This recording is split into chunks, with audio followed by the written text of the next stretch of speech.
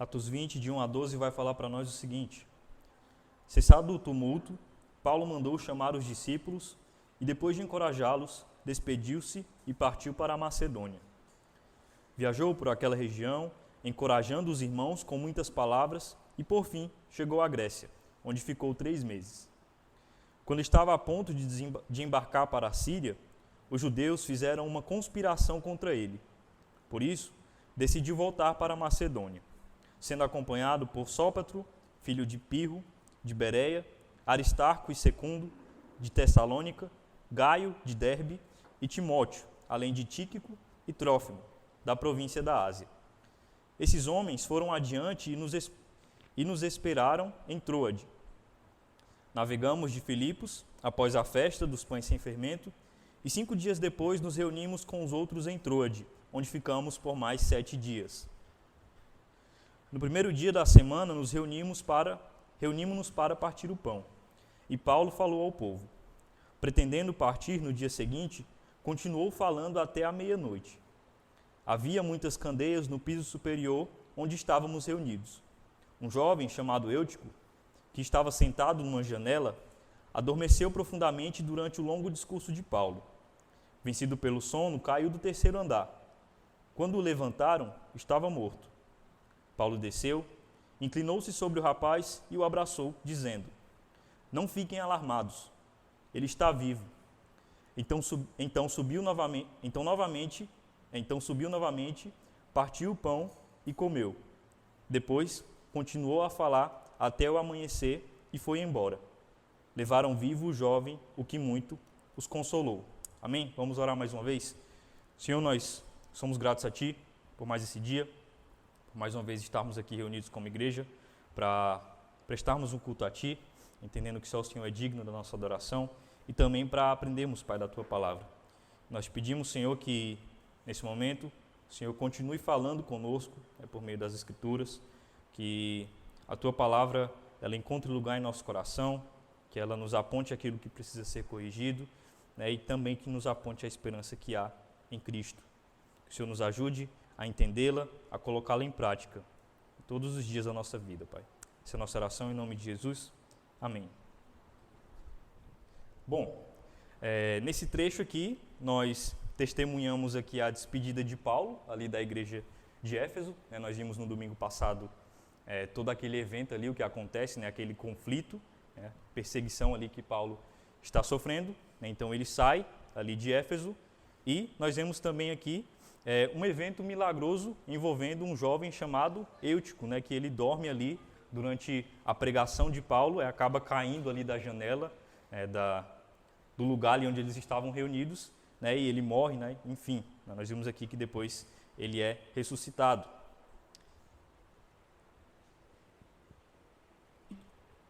E essa passagem, já pensando aqui no que nós vamos ver um pouco mais ao longo do nosso tempo aqui juntos, ela nos ensina sobre a importância de nós permanecermos acordados, alertas, firmes na fé, mesmo em tempos de cansaço, em tempos de desânimo.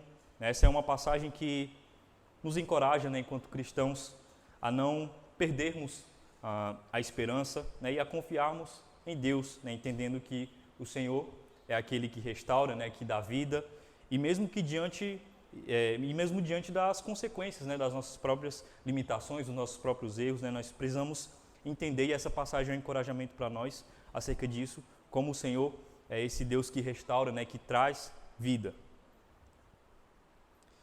E não só isso, mas esse relato também ele pode nos ensinar aqui logo de cara que, apesar das nossas fraquezas, das nossas dificuldades, das nossas limitações, o Senhor ele tem poder de trazer nova vida, de trazer esperança, e que isso nos convida a permanecer, então, alertas, no sentido espiritual, mesmo quando nós enfrentamos desafios, lutas, quando nós enfrentamos o nosso próprio pecado, as nossas próprias fraquezas, e a experiência de Eutico, ela nos fala sobre essa obra redentora de Cristo, que não apenas nos dá essa vida eterna, mas também nos restaura em nossos momentos de fraqueza.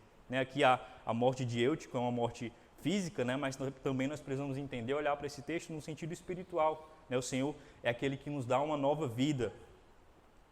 E não só isso, mas o Senhor também, nós precisamos entender como essa luz, né, que nos mantém alertas, né, nos mantém despertos durante as situações, né, os desafios que nós iremos enfrentar, né? O Senhor é aquele que transforma essa morte espiritual em vida, né, nos chamando para despertar em fé, e não só isso, mas a também encontrar esperança em meio às nossas lutas. Vai aparecer uma foto aí para vocês. Essa foto aí é um grupo de atores, né? Eles estão usando algumas máscaras. E nas peças de teatro, na Grécia Antiga, sempre estava presente ali o coro, né? Hoje é chamado de coro grego. Esse coro grego era basicamente um grupo ali de atores que eles atuavam ali em uníssono, né? Em uma só voz, em determinados momentos ali das peças, né? De teatro grego. E eles estavam presentes ali como uma espécie de narradores da história, né? Eles, ao longo da narrativa ali daquela peça, né, você imagina que uma peça de teatro que durava várias horas, como era o comum para aquela época. Então, o coro era esse grupo que, de tempos em tempos, estava presente ali na narrativa para trazer informações, né, resumos da história, de forma que o público, né, as pessoas que estavam ali assistindo, elas pudessem continuar engajadas, né, na história, no que estava sendo contado ali. Então, eles tinham esse papel de ajudar o público a manter a atenção ali, né, durante os espetáculos, né, durante as peças de teatro. E eles faziam isso de várias formas, né, comentando assuntos ali do que estava acontecendo. Em alguns momentos, o coro ele demonstrava como o público deveria reagir ao drama, né, por exemplo, apresentando ali lições morais, né, sobre o que estava acontecendo com os personagens. E muitas dessas peças, o coro ele transmitia ao público o que os personagens principais ali da história eles não conseguiam, né? Por exemplo, eles não conseguiam dizer, por exemplo, seus medos, né, seus segredos ocultos ali, né? Então o coro ele funcionava meio que como essa ponte entre os personagens ali daquela peça e o público, né, as pessoas que estavam assistindo, e eles tinham esse objetivo aí de manter as pessoas ali engajadas, né, em uma peça ali que durava várias horas. E aí, esse é inclusive um recurso, né, que é utilizado até hoje, né, no teatro moderno, mas não só o coro, né, tem vários outros recursos, né, que são usados para tentar fazer isso, né, manter a atenção da pessoa que está ali assistindo, né, para mantê-la engajada, né, conectada com a história. A gente pode pensar, por exemplo, além do coro, nas peças de teatro geralmente tem toda uma iluminação dinâmica, né, que acontece de acordo com a história, a movimentação dos personagens no palco, as mudanças de cenário, ou quem sabe até mesmo interações com a plateia que acontece, né? Tudo isso serve para tentar engajar as pessoas que estão ali ouvindo, né, para que elas permaneçam, né, conectadas na história, né? E eu estou falando isso, eu estou falando tudo isso, né, acerca do teatro, porque quando eu estava lendo aqui esse relato de Atos, né, mais especificamente aqui a parte em que ele fala sobre Eutico, né, eu lembrei de uma vez que eu fui, né, a primeira vez que eu fui no teatro, na verdade, né, e eu tinha acabado de chegar de viagem lá na cidade, né, eu estava viajando ali há 2 dias já, estava bem cansado, não tinha dormido direito nesses 2 dias, não tinha comido direito, enfim, e eu já tinha comprado esse ingresso, né, para ver a peça, né, e eu estava ali muito cansado, né, eu estava empolgado para assistir, mas eu estava cansado ao mesmo tempo, né, e eu fui, era à noite, e eu lembro que durante ali a apresentação, né, principalmente ele mais ou menos na metade ali da peça, né, não era tão longa, era menos de 2 horas, 1 hora e 40 minutos mais ou menos, né, mas ali na metade mais ou menos da história eu comecei a meio que querer cair no sono, né, quando você está com muito sono, aquela sensação que o olho parece que começa a pesar, né, você pisca o olho e quando pensa que não, tá meio que cochilando já. E naquele momento lá eu tentei ao máximo, né, ficar acordado, né, porque eu queria ver a história e tudo mais, né, mas não só isso, né, eu estava em um assento ali que ficava no palco, né, imaginando que é como se houvesse os assentos comuns aqui onde vocês estão, aqui fosse o palco, e essa peça em específico ela tinha alguns assentos assim na parte de trás, né, então eu fiquei mais preocupado ainda pensando, porque se eu dormisse ali, todo mundo ia acabar vendo, né, eu cochilando. E felizmente eu não dormi, né, não passei vergonha, né, mas enquanto eu estava lendo aqui esse relato de Eutico, eu lembrei, né, disso que aconteceu. Né, e o interessante é que essa peça também, né, eu lembro que ela usava ali vários recursos para tentar manter a atenção, como é comum, né, do teatro, seja a iluminação, o cenário, enfim, uma série de coisas que ajudavam a manter essa atenção e de fato me ajudaram, né, mas todos esses recursos aqui que são usados, eles, o que eu quero trazer aqui como exemplo, né, falando tudo isso, é que eles por si só eles não têm a capacidade de fazer com que eu permaneça atento. Né? Se eu não estivesse interessado em estar ali, né, em estar vendo aquela apresentação, provavelmente eu teria cochilado, ou quem sabe eu teria ido embora, né? Ou talvez eu nem tivesse ido por já estar cansado antes. Então, quando nós olhamos aqui para esse texto de Atos, né, no capítulo 20, os versos de 1 a 12, e mais especificamente a partir do verso 7, que vão trazer o relato de Eutico, nós vemos algo parecido aqui na sua história. Né? Nós vemos ali Paulo ensinando por várias horas, né? O texto vai falar em um primeiro momento que Paulo estava pregando ali, ele se estende até a meia-noite, e o texto não dá a entender que Eutico ele estava desinteressado, né? O texto não vai trazer dessa forma, né? Como se ele estivesse ali sem interesse, né, de estar ouvindo, né? Mas o texto vai falar que ele estava lá presente, né? Ele estava sentado numa janela, estava, quem sabe, ali tentando ouvir, né, participando da reunião, né? Mas como qualquer um de nós, né, quem sabe estava cansado, né? Ele era limitado, falho, né? Assim como cada um de nós somos. E talvez isso nos lembre, né, de algo importante, né, de que nós estamos, por exemplo, presentes aqui, né, no culto, né, nesse ambiente, todos os domingos, não é o mesmo que estarmos de fato engajados. Né? E se nós pensamos, por exemplo, com relação à pregação, que é o contexto aqui de Eutico, né? Eu e você, nós podemos estar aqui sentados semana após semana, domingo após domingo, e não estarmos de fato com o nosso coração, com a nossa mente focados naquilo que o Senhor tem a falar conosco. Né? Então, nós podemos estar aqui fisicamente, né, mas a nossa mente, o nosso coração está longe. Então, o primeiro ponto para nós pensarmos diz respeito a isso. Né? Nós podemos estar aqui, né, mas talvez nós só estejamos fisicamente, né, mas a nossa mente, o nosso coração não está aqui. É uma primeira pergunta para nós pensarmos nesse sentido aqui, olhando para esse relato. Né? Será que nós estamos, de fato, participando ativamente, né, da vida comunitária da igreja, né? Não só com relação à pregação, né, mas na vida da igreja como um todo? E por isso, a vida cristã, ela exige mais do que apenas essa presença física. Né? Não basta apenas nós estarmos aqui. Né? Isso não é suficiente, né, por si só. Né? A vida cristã ela vai exigir de nós perseverança, atenção, né? E não só isso, mas também um desejo sincero, né, de ouvir aquilo que o Senhor quer falar conosco.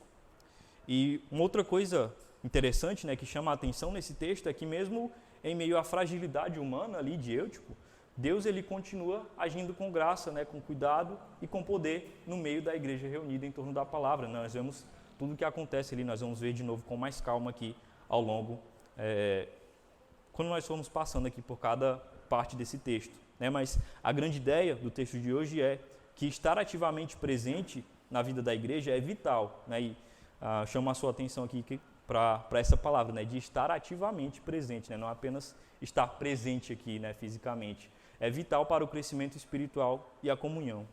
Sabendo que mesmo quando caímos, Deus está sempre pronto a reanimar o nosso espírito e nos restaurar completamente. E, em primeiro lugar, queria chamar a sua atenção para os versos de 1 até o 6.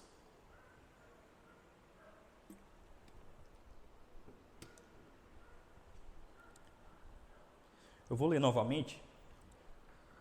Vai dizer o seguinte: cessado o tumulto, Paulo mandou chamar os discípulos e, depois de encorajá-los, despediu-se e partiu para a Macedônia. Viajou por aquela região, encorajando os irmãos com muitas palavras e, por fim, chegou à Grécia, onde ficou 3 meses. Quando estava a ponto de embarcar para a Síria, os judeus fizeram uma conspiração contra ele. Por isso, decidiu voltar pela Macedônia, sendo acompanhado por Sópatro, filho de Pirro, de Bereia, Aristarco e Secundo de Tessalônica, Gaio de Derbe e Timóteo, além de Tíquico e Trófimo, da província da Ásia. Esses homens foram adiante e nos esperaram em Troade. Navegamos de Filipos, após a festa dos pães sem fermento, e cinco dias depois nos reunimos com os outros em Troade, onde ficamos 7 dias. Vai aparecer um mapa aí para vocês na TV. Basicamente, vai mostrar um pouco do trajeto, né, que Paulo fez. Ele vai começar ali em Éfeso, aqui. Pode passar bem só para ir aproximando. Ele começa em Éfeso, ele faz todo esse trajeto, pode passar. Ele vai passar por Troade, pode passar, Filipos, né, e vai chegar até a Grécia, até Corinto. Né, o texto vai falar que ele fica na Grécia por 3 meses, possivelmente ele por conta do inverno, era um período onde as viagens eram mais difíceis, e ele faz então o caminho de volta, né, ele segue pelo mesmo caminho, basicamente, né, apesar de não ser o plano dele, né, ele queria chegar a Jerusalém posteriormente de barco, né, mas por conta do que acontece aqui, né, desse plano ali, dessa conspiração dos judeus, ele acaba tendo que voltar pelo mesmo caminho.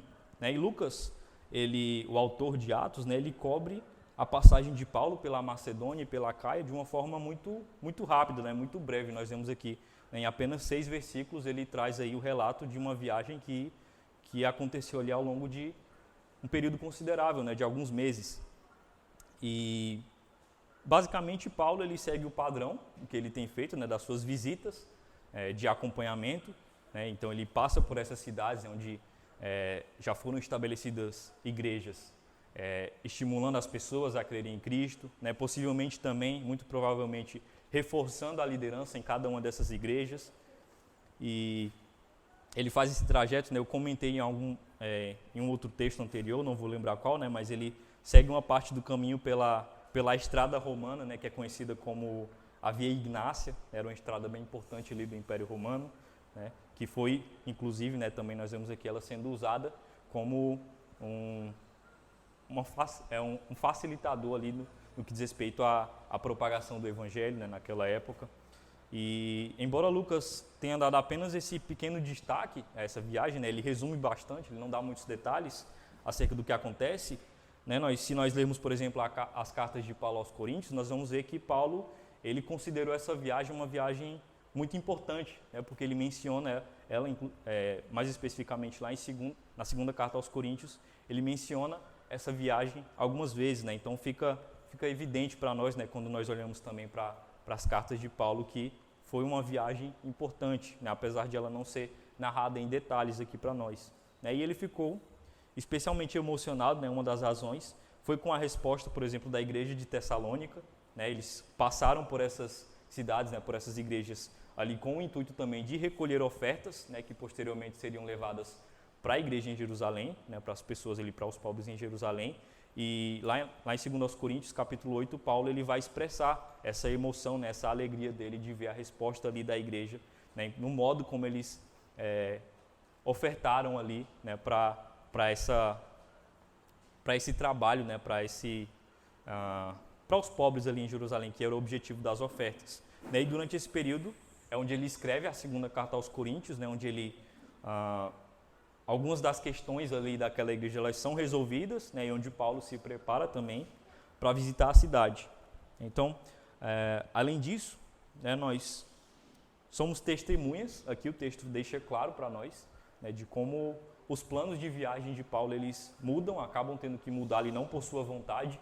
Né, nós vemos que o desejo de Paulo era seguir, né, ali de Corinto, né, no mapa aí foi a última cidade, basicamente era seguir de Corinto, por navio, né, até a Síria. Né, mas o texto vai falar que quando estava a ponto de embarcar para a Síria, os judeus fizeram uma conspiração contra ele. Né, e talvez aqui o possível assassinato, a tentativa de assassinato de Paulo, ela fosse acontecer, quem sabe, alguma espécie de tumulto ali no porto ou no próprio navio. Né, mas seja como for, né, nós vimos um pouco antes os judeus ali, eles fracassando na tentativa de acusar Paulo perante Galho.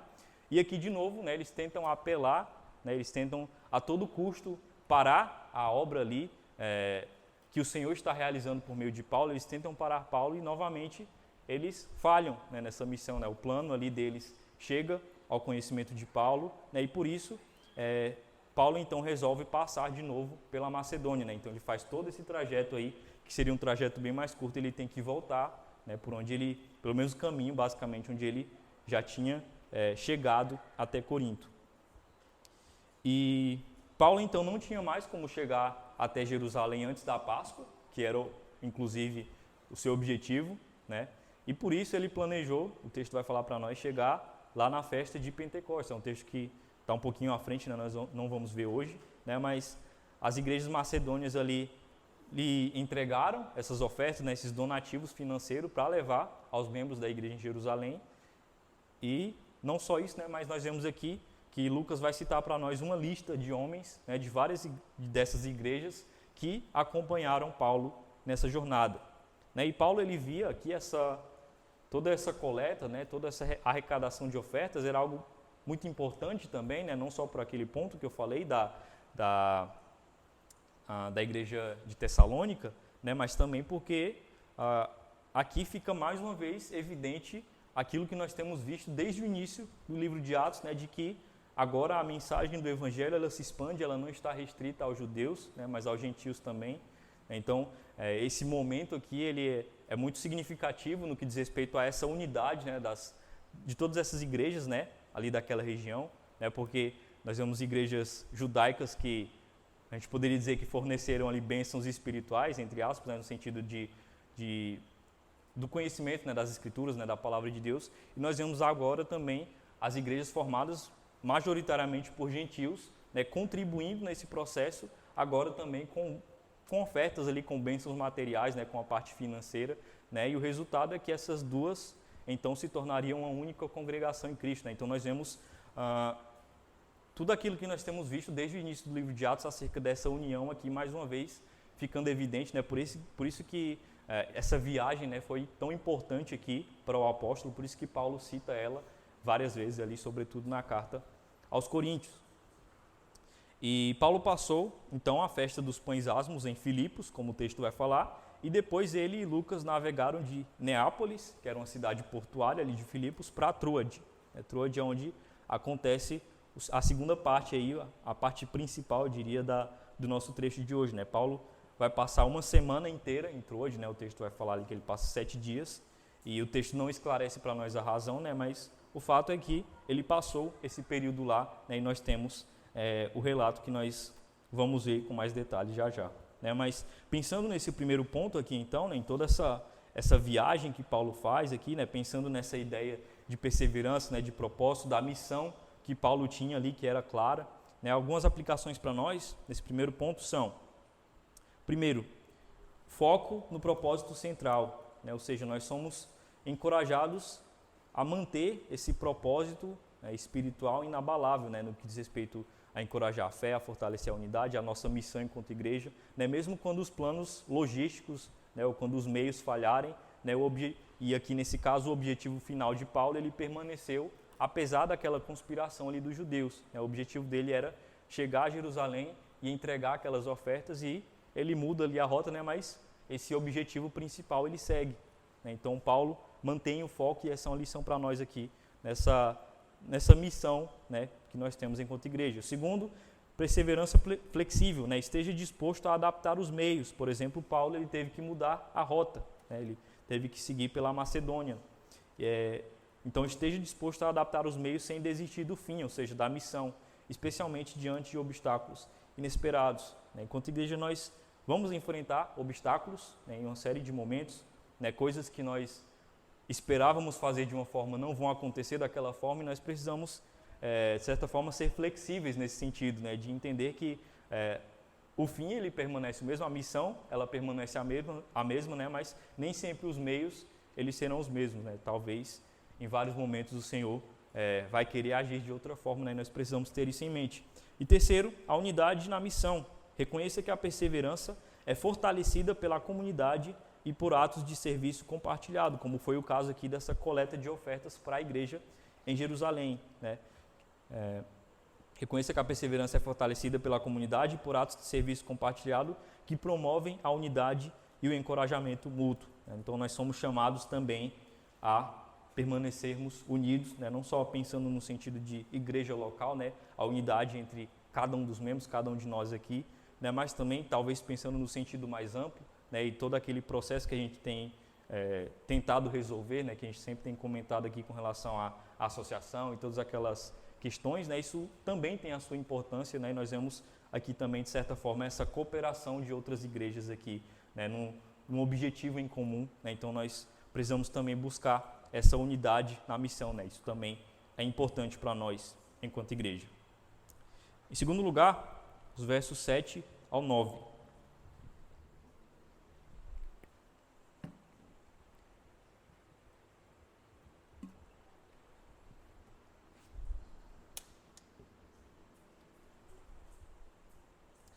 No primeiro dia da semana, reunimos-nos para partir o pão, e Paulo falou ao povo. Pretendendo partir no dia seguinte, continuou falando até a meia-noite. Havia muitas candeias no piso superior onde estávamos reunidos. Um jovem chamado Eutico, que estava sentado numa janela, adormeceu profundamente durante o longo discurso de Paulo. Vencido pelo sono, caiu do terceiro andar. Quando o levantaram, estava morto. E Lucas aqui, ele é uma testemunha ocular, ele estava presente ali naquele momento. Ele vem fornecendo para nós quase que uma cronologia diária, né, dos acontecimentos que ocorrem durante essa viagem de Paulo, desde Filipos até Jerusalém. E no versículo 6, o último do ponto anterior que nós vimos, ele registra ali que a viagem para Troade durou 5 dias, e que Paulo permanece um total de 7 dias ali naquela cidade. E nesse versículo aqui, no versículo 7, né, no início desse texto, Lucas, ele continua, né, igualmente preciso, e ele relata que no primeiro dia da semana, né, Paulo estava presente no culto ali naquela igreja local, né, e possivelmente ali, na verdade era o último dia que ele permaneceria ali em Troade, né, até seguir viagem, o texto vai falar isso. E o texto vai falar, né, então, logo no início, que é no primeiro dia da semana, né, ou seja, para nós, o domingo. Né, e aqui nós temos a primeira referência, né, no livro de Atos do culto de domingo, né, no Novo Testamento. E os cristãos, eles se reuniram então nesse dia para a celebração da ceia, né, como o texto fala, né, o partir do pão, que foi seguida, né, por uma refeição comunitária. E nós temos visto também, de novo, desde o início de Atos, que a expressão aqui, sempre que Atos traz, que Lucas traz, né, no livro de Atos, essa expressão do partir do pão significa celebrar essa comunhão, né, como igreja. Atos 2:42 vai falar isso. E então o culto ele acontece ali com a pregação da palavra, né, e Lucas relata que Paulo pregou até a meia-noite. O texto não vai falar que horas começou, né, tudo isso, mas talvez a gente pode imaginar que eles já estavam reunidos ali às 5 ou 6 horas, quem sabe, né, eles estavam juntos. E não só isso, né, mas o texto vai falar que vai ficar claro para nós que os crentes, aqueles irmãos, eles estavam atentos ali ao que estava acontecendo, né, ao que eles estavam ouvindo, né, de Paulo.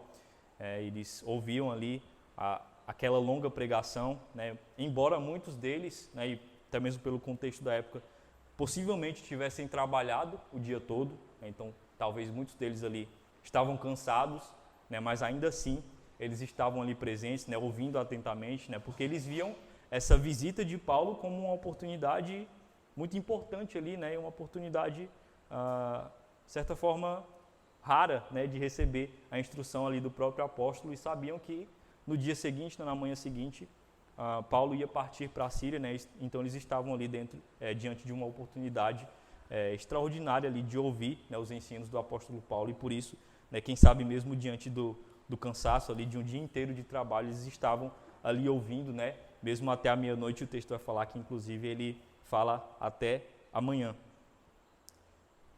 Então eles se alegravam ali em ouvir Paulo explicar as escrituras para eles. E segundo Lucas, ele vai falar para nós, ele vai trazer uma informação de que haviam muitas lâmpadas ali no cenáculo, uma espécie de lamparinas, né? E essas lâmpadas, elas forneciam luz, né, para as pessoas ali que estavam presentes, mas também, né, você imagina um ambiente, de certa forma, fechado ali, né, com a multidão talvez que estava reunida, né, as pessoas com as lâmpadas ali acesas, né, você imagina, quem sabe, a fumaça ali que estava juntando naquele ambiente, né, o calor ali, né, daquela multidão de pessoas. Então, pensar nesse sentido aqui, quando nós pensamos dessa forma, não é de se espantar que algumas pessoas, né, o que nós vêssemos ali, alguém sentado, né, em um vão, né, de uma janela, como foi o caso de Eutico, né, e nesse tempo as janelas, elas eram um vão basicamente, né, nas paredes, elas não tinham nenhum tipo de proteção, né, geralmente o máximo que ia ter às vezes era uma cortina ali para cobrir, né, mas então Eutico, talvez ele estava cansado também, como vários outros ali que haviam trabalhado o dia todo, né, e diante ali de toda a situação da multidão, talvez ele tivesse, o texto não fala isso, né, mas só para nós tentarmos imaginar um pouco do cenário, né, e então ele se senta ali naquela janela para ouvir a pregação de Paulo, né, nós vemos então que a pregação dele se prolonga, né, até a meia-noite, e o texto vai falar que Eutico acaba adormecendo, né, então vencido pelo sono ele cai ali daquela janela, né, e acaba morrendo, né, como o texto vai falar, né, e nós não sabemos também, Lucas não traz para nós se outras pessoas acabaram dormindo também, né, mas o fato é que a morte de Eutico naquele momento abalou muito aquela comunidade, né, entristeceu muito eles, né, que de fato ele havia morrido, e aqui nós estamos falando de uma morte física, né, talvez o texto ele traz para nós uma lição de uma morte espiritual, né, mas nós vemos aqui, comprovamos, né, por meio de Lucas, né, como um narrador dessa história, que de fato Eutico estava morto, né. E pensando sobre isso, João Calvino, ele vai falar na sua obra sobre oração, ele fala como que nós, pecadores, nós somos propensos a cair no sono, né, mesmo quando nós estamos orando, né, o livro ali ele fala sobre oração. E ele vai dizer que nós adormecemos não só quando nós estamos ouvindo a palavra de Deus, mas também quando nós falamos diretamente com o Senhor por meio da oração. E inclusive Sproul também, falando sobre isso, ele comenta um relato de uma certa vez em que ele foi convidado à casa de alguns amigos, né, e ele acabou cochilando enquanto o anfitrião ali estava falando, e ele comenta que 35 anos depois, esses amigos ainda zombavam ele por conta desse acontecido, né, ele comenta como isso, de certa forma, foi uma atitude da parte dele que foi ofensiva, né. E aqui, né, pensando sobre isso, né, eu queria trazer uma pergunta, né, para nós pensarmos. O que nós demonstramos quando nós caímos no sono, quando alguém está falando, ou não necessariamente acabar dormindo, né, mas o que nós estamos demonstrando quando alguém está falando conosco que nós estamos com a cabeça em outro lugar, né, nós não estamos ouvindo atentamente o que aquela pessoa está falando. Talvez hajam razões, né, para que isso aconteça, talvez eu ou você estejamos cansados, né, alguma questão de saúde, e isso é normal, nós passarmos por isso, né, mas a ideia da pergunta é que nós pensemos, né, se de fato há alguma razão plausível, né, para isso acontecer, ou se nós estamos simplesmente declarando, né, que nós não estamos interessados no que o outro tem a dizer. Né, e Calvino vai dizer que essa é a nossa sorte, né, como pecadores, que nós adormecemos até mesmo quando nós estamos falando com Deus Todo-Poderoso, até mesmo quando nós estamos orando, nós temos uma tendência a desviar nossa atenção, né? Então, pensando sobre isso também, né, eu sei que, eu não sei para você, né, mas pelo menos para mim, costuma ser também um desafio, né, ouvir alguém falando por um período de tempo muito longo, né, e em qualquer ambiente, né, não estou falando especificamente de pregação, né, mas, por exemplo, numa aula, né, ou qualquer outro contexto, é um desafio manter a atenção por um período de tempo longo, né. Inclusive, sempre que eu venho, né, trazer algum sermão, alguma aula, eu fico pensando, né, se a forma como eu estou falando, se aquele conteúdo que eu estou trazendo de alguma forma está sendo compreensível, né, se eu estou sendo muito monótono, se eu estou sendo, de certa forma, chato, né, porque nessa responsabilidade, né, de estar aqui trazendo, né, a palavra, né, por vezes eu entendo que eu preciso fazer essa avaliação, porque às vezes eu posso estar dificultando o processo, né, mas também a mesma questão ela vale para quando nós estamos na condição de ouvintes, né. Será se nós temos essa propensão, né, ou essa tendência a acabar desviando a nossa atenção, acabar cochilando, quem sabe, com regularidade, quando a palavra de Deus está sendo pregada, né? Então, nós precisamos nos perguntar, né, se nós estamos de fato demonstrando esse interesse ou se não está havendo esse interesse.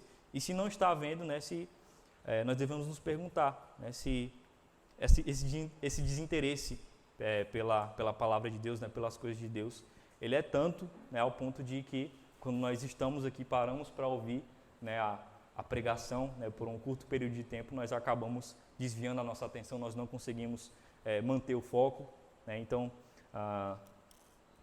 uma pergunta aqui para nós, né, nesse sentido será se a palavra de Deus ela é tão entediante, né, que a sua única saída é fugir, né, e entrar na terra dos sonhos ou no mundo da lua, enfim, na sua imaginação, né? Será se a palavra de Deus tem sido essa fonte de alegria, né, de empolgação para nós, ou será se ela tem sido algo entediante, monótono para você? Será se você tem, de fato, dado o devido valor, né, à pregação das Escrituras?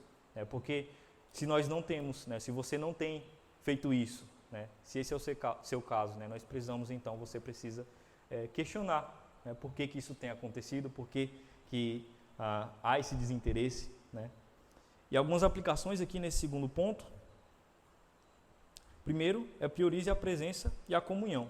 Assim como os crentes eles se reuniam, né, no primeiro dia da semana para partir o pão, né, para ouvir a palavra, nós somos chamados também a priorizar essa presença ativa, né, essa participação ativa nos cultos, né, na comunhão, né, reconhecendo o valor, né, da edificação mútua, né, dessa celebração, né, da união que nós temos em Cristo. Então, em primeiro lugar, priorize a presença e a comunhão. Segundo, lute contra o desinteresse. A história de Eutico nos lembra que o cansaço e o sono, né, seja físico ou espiritual, podem ter consequências graves. E se a palavra de Deus parece entediante, isso é sintoma de desinteresse da alma. Devemos nos autoexaminar e buscar um interesse sincero, lutando contra a propensão a cair no sono durante a oração ou a palavra. Então, nós somos chamados também, nesse trecho aqui, a lutar contra o desinteresse, né? Por vezes ele vai acontecer, seja por cansaço físico, né? A nossa falta de atenção ela vai surgir, né? Mas talvez alguma questão espiritual, né? Nós estamos propensos a passar por isso e nós precisamos fazer essa autoavaliação, né? E buscarmos, de fato, cultivar um interesse genuíno, né? E sincero pela palavra do Senhor. E terceiro, cultive a atenção ativa, né? Estar no lugar certo. Ou no nosso caso aqui, por exemplo, estarmos aqui no culto, né, na igreja, ou no caso ali de Eutico, que também estava presente naquela reunião, sentado na janela, né, estar no lugar certo não é o suficiente. Nós precisamos ter essa atenção ativa, né, buscar não apenas estarmos presentes fisicamente, né, mas que a nossa mente e o nosso coração estejam presentes também quando nós estamos juntos, né, esforçando-se para ouvir e aplicar o que é pregado, transformando a audiência prolongada em oportunidade de crescimento, né? Então, o terceiro ponto é esse: cultive a atenção ativa. Em terceiro e último lugar, eu queria destacar os versos 10 a 12, né, a última parte do nosso texto, que vai dizer que Paulo desceu, inclinou-se sobre o rapaz e o abraçou, dizendo: não fiquem alarmados, ele está vivo. Então subiu novamente, partiu o pão e comeu. Depois, continuou a falar até o amanhecer e foi embora. Levaram vivo o jovem, o que muito os consolou. Eu queria destacar alguns pontos aqui, nesse trecho. O primeiro no que diz respeito à ressurreição de Eutico. A pregação, ali nós vemos que ela foi interrompida, né, de forma brusca, quando tudo isso acontece, né, quando Eutico acaba caindo ali da janela. E Paulo, então, ele corre ali, né, até onde ele está, né, ele desce ali as escadas, então o texto vai falar que ele se inclina sobre Eutico, né, o abraça, e então ele olha ali para as pessoas que estavam presentes, né, para aquela igreja, e fala para eles não ficarem alarmados, porque Eutico está vivo, né, e no trecho seguinte nós tínhamos visto que ele de fato estava morto naquele momento, né, e Paulo agora, ele vem aqui, né, ele abraça esse jovem, né, ele olha ali para as pessoas e fala que ele está vivo. E nós encontramos aqui alguns paralelos na vida, por exemplo, dos dois profetas, Elias e Eliseu, né, cada um deles trouxe de volta ali à vida um filho único, né, e fizeram deitando-se sobre o corpo ali sem vida, né, então acontece de forma semelhante, né, mas também no Novo Testamento nós vemos ali alguns paralelos, como a ressurreição de Dorcas por Pedro, né, o texto vai falar que Pedro ali ele se ajoelha, né, ora, e depois ele fala para Dorcas se levantar, né, e Lucas ele registra aqui com toda a clareza para nós que ambos os apóstolos, eles trouxeram de volta, né, à vida pessoas que de fato, né, estavam mortos, né, nessa morte física. E Paulo então ele trouxe Eutico de volta à vida e disse às pessoas, né, é como se ele estivesse dizendo: eu sei que vocês estão desolados, que vocês estão tristes agora, mas não precisam ficar preocupados, né, porque o sopro da vida, né, está nele, né, e ele está vivo. Então Eutico levanta, né, e ele faz isso, né, pelo próprio poder que Jesus, né, concede ali a Paulo, né, para realizar esse milagre, né, e por meio desse milagre Paulo ele então demonstra a realidade ali da presença de Jesus no meio do povo de Deus, né? Nós vemos o resultado disso, né? Que o povo fica muito confortado, né? Muito alegre. Que é o segundo ponto, né? Lucas ele conclui esse relato, né? Dizendo que as pessoas levaram vivo o jovem, o que muito os consolou. Se nós formos olhar para o texto original, né? E trazer uma tradução mais literal da forma como Lucas escreve, como ele descreve ali aquela situação, né, o sentimento daqueles crentes, era como se ele estivesse falando que eles não foram moderadamente confortados, ou seja, eles estavam muito confortados, eles estavam muito consolados pelo que tinha acontecido, eles estavam muito alegres, né, em outras palavras, pelo que o Senhor havia realizado ali na vida de Eutico. E as Escrituras elas vão trazer alguns, não muitos registros, né, exemplos de pessoas que foram ressuscitadas. Poderia citar aqui, por exemplo, no período do Antigo Testamento, Elias e Eliseu, né, que no tempo de Elias e Eliseu, né, no Antigo Testamento, ou por exemplo, durante o ministério de Jesus, nós vemos ali a ressurreição da filha de Jairo, né, o filho da viúva de Naim, Lázaro, e também agora aqui 2 no período apostólico, né, nós já vimos Dorcas, né, e nós vemos agora aqui Eutico, né, então, e em todos esses cenários aqui, né, nós percebemos que quando uma ressurreição ocorre, né, Deus ele está também confirmando, né, o testemunho da sua palavra, né, e aqui essa palavra ela é clara, né, de que os cristãos em Troade, eles levaram Eutico vivo para casa, né, de que o Senhor então estava de fato presente, que o Senhor de fato é poderoso, que ele pode trazer vida. Então isso ficou muito claro ali para aqueles cristãos. E pensando aqui talvez na nossa realidade, trazendo algo mais prático nesse ponto, né, algumas pessoas elas frequentam a igreja talvez a vida toda e elas nunca são acordadas, né, digamos assim, pelo poder do Espírito Santo, elas nunca são acordadas espiritualmente, elas estão ali presentes, quem sabe, né, mas ainda não foram transformadas, né, e que Deus não permita, né, que nenhum de nós chegue ao final das nossas vidas, né, nessa condição, né, de quem sabe termos passado a vida frequentando a igreja, né, mas chegar no final e perceber que não fomos de fato, que não houve de fato essa conversão, né, essa nova vida por meio do Espírito Santo, né, porque o propósito da palavra de Deus ela é de nos acordar, né, de nos trazer essa nova vida espiritual, de nos trazer dessa morte espiritual para uma nova vida, né? E é a palavra de Deus que traz vida à alma, né? E não só agora, né, mas para todo sempre, né? E por isso, como cristãos, nós devemos ter fome e sede, né, de ouvir cada palavra que vem das Escrituras, né, que vem do Senhor.